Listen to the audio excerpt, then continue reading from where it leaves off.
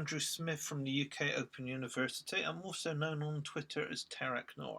Today we're going to look at the Cisco Discovery Protocol, or CDP. I'm using Packet Tracer, which is freely available to any member of the Cisco Networking Academy program. Of course, this will work on a live router or other simulators. I have two routers connected together.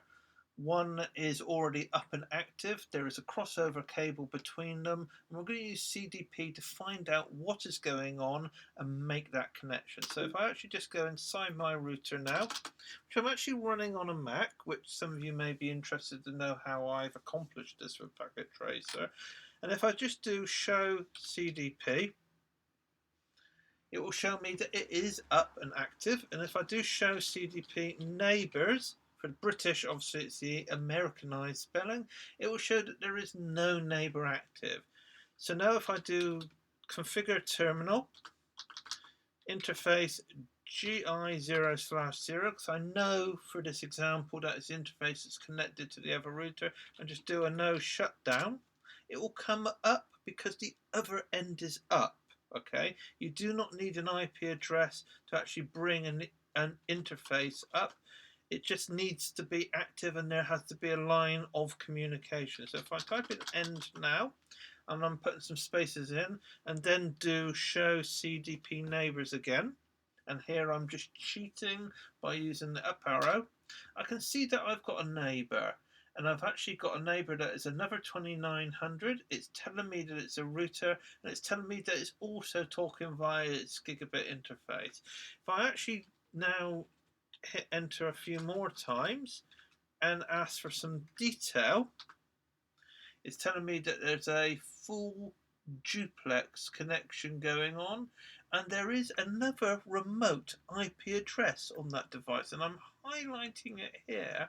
It's telling me it's 10.0.0.1. It's not telling me anything about the subnet mask. We might just have to do a bit of logical guessing here, but we can now, with that little bit of information, go back to terminal configuration, conf t, okay, get the interface up, interface GI0/0, and why not put in an IP address of 10.0.0.2, and let's assume that the unsubnetted, sometimes called the default, the unsubnetted subnet mask is used. Just enter that, exit, exit, and then let's ping 10.0.0.1. Wait for it. Okay, there you go. One packet's dropped because of ARP.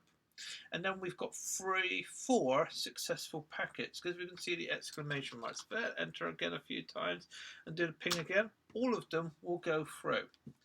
Obviously, you could be a bit of trial and error. You could end up trying at least 24 different subnet masks here. It's a little bit tedious, but of course you can do the up arrow and copy and paste and stuff like that. But with that basic piece of information, if the Cisco Discovery Protocol is switched on, because I use the show CDP neighbors detail, I could see the IP address on the other side of the connection. Now I've put an IP address on my end, I could now make possibly a routing protocol discovery. I could start building up a network. I could definitely make a static route to that remote device. And I could actually build my network more by discovery than by actually having the network diagram in front of me. Never underestimate CDP, never underestimate the Cisco Discovery Protocol. That one little piece of information can help an experienced network engineer work their way out of a configuration problem locally, especially if the router's been wiped. As long as you can get the interface up and see the other end and see the IP address of the interface, you could work it out. Thank you very much. I've been Andrew Smith from the Open University in the UK.